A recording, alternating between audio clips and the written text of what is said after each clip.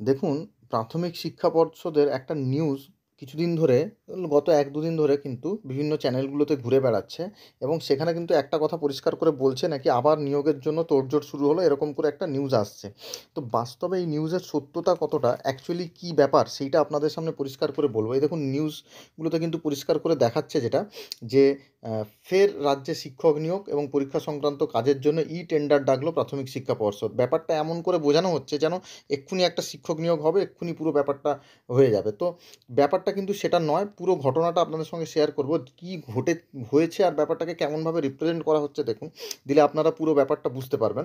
এখানে দেখুন, পরিষ্কার করে বলছে যে ২ বছর পর টেটের প্রস্তুতি নিতে শুরু করেছে রাজ্য সরকার। শুক্রবার প্রাথমিক শিক্ষা পর্ষদের ওয়েবসাইটে নিরাপত্তা সংক্রান্ত টেন্ডার ডাকা হয়েছে।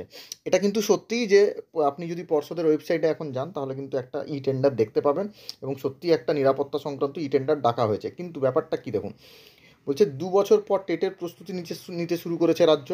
শুক্রবার প্রাথমিক শিক্ষা পর্ষদের ওয়েবসাইটে নিরাপত্তা সংক্রান্ত টেন্ডার ডাকা হয়েছে। মূলত প্রতিযোগিতামূলক পরীক্ষায় ফ্রিস্কিং, বায়োমেট্রিক্স সহ পরীক্ষা ব্যবস্থার নিরাপত্তা সুনিশ্চিত করার জন্য বেসরকারি সংস্থার সাহায্য নিয়ে থাকে পর্ষদ। সেই লক্ষ্যেই এই দরপত্র আহ্বান করা হয়েছে। ওয়াকিবহল বলছে যে শীঘ্রই টিচার এলিজিবিলিটি টেস্ট আয়োজন করতে চলেছে, কিন্তু ব্যাপারটা অ্যাকচুয়ালি সেটা নয়। এটা কিন্তু একটা নিউজ চ্যানেলে এইভাবে ছড়ানো হচ্ছে, কিন্তু ব্যাপারটা সেটা নয়। ব্যাপারটা কী দেখুন, আমি বলছি একটু পরেই। এখানে কিন্তু পরিষ্কার করে বলছে যে তবে প্রাথমিক টেট নয়, সরকারি হিসাব অনুযায়ী রাজ্যে প্রায় ৩,০০০ স্পেশাল এডুকেটর পদ খালি রয়েছে, সেই জন্য টেট আয়োজন করতে হবে। পরিষ্কার করে বলছে দেখুন, ৩,০০০ স্পেশাল এডুকেটরের পদ খালি রয়েছে, সেই জন্য যে টেট আয়োজন করতে হবে তার জন্য একটা ওরা ব্যবস্থাপনা করতে চলেছে। এটা একটা হতে পারে। দ্বিতীয় আবার একটা বলছে যে আগস্টে অনুষ্ঠিত হতে চলেছে ডিএলএড পরীক্ষা, সেটার নিরাপত্তার জন্যও কিন্তু এই দরপত্র আহ্বান করা হয়েছে বলে একটা জানা যাচ্ছে সূত্রে। এবারে পর্ষদ সভাপতি গৌতম পাল নিশ্চিত করেছেন স্পেশাল এডুকেটর নিয়োগের জন্য টেট আয়োজন করা হবে। তাছাড়াও ডিএলএডের পরীক্ষার দায়িত্বও প্রাথমিক শিক্ষা পর্ষদের হাতে থাকবে।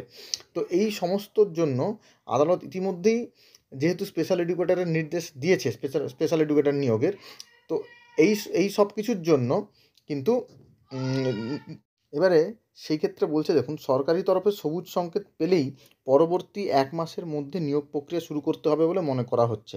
সেই জন্য যাবতীয় প্রস্তুতি সেরে রাখতে চাইছে পর্ষদ। এখন এই রকম একটা পুরোপুরি বলা হচ্ছে যে ডিএলএড পরীক্ষা এবং স্পেশাল এডুকেটরের জন্য এরকম ব্যবস্থা করা হচ্ছে। কিন্তু স্পেশাল এডুকেটরের জন্য কোর্টের রায় বহুদিন আগে বেরিয়ে গেছে। তার যদি নিয়োগ করার সদিচ্ছা থাকতো তাহলে এতদিনে অলরেডি টেট হয়ে সব কিছু করা হয়ে যেত। কিন্তু সে ব্যাপারে কিন্তু কোনো কিছুই হয়নি। এটা আমার ব্যক্তিগতভাবে মনে হচ্ছে ভোটের আগে খালি একটা প্রচার ছাড়া আর কিছুই নয়, যে এরকম একটা টেট নেওয়া হবে, এরকম করে একটা প্রচার চালানো হচ্ছে। আপনাদের কি মতামত কমেন্ট সেকশানে লিখে জানান। এরপর দেখুন, নিরাপত্তা সংক্রান্ত যাবতীয় দায়িত্ব রাজ্য পুলিশ সামলালেও বেসরকারি সংস্থার হাতেই পরীক্ষার আভ্যন্তরীণ নিরাপত্তা ব্যবস্থা থাকে। তবে এই টেন্ডার নোটিশ দেখে সবাই প্রশ্ন তুলতে শুরু করেছে।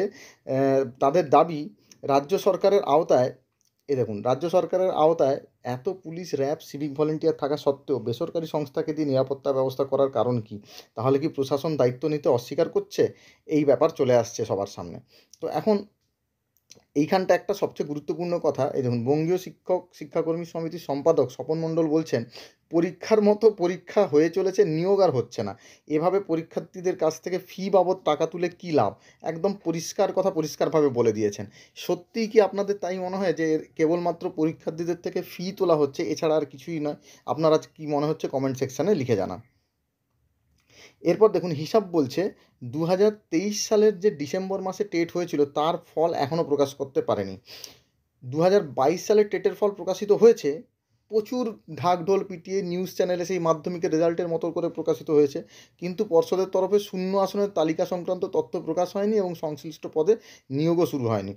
পর্ষদ অবশ্য এর জন্য ওবিসি সংরক্ষণ জটিলতাকে দায়ী করছে। এখন সত্যিই একটা ব্যাপার, ওবিসি সংরক্ষণের জটিলতা রয়েছে, কিন্তু সেটা নিয়েও কিন্তু কোর্ট কিন্তু অর্ডার দিয়েছে যে ওবিসি কোর্টের যা ভার্ডিক্ট হবে তার উপর ডিপেন্ড করে পরবর্তীকালে ডিসিশন হবে। আপাতত কিন্তু সমস্ত কিছু যা পদ্ধতি চালিয়ে যেতে হবে।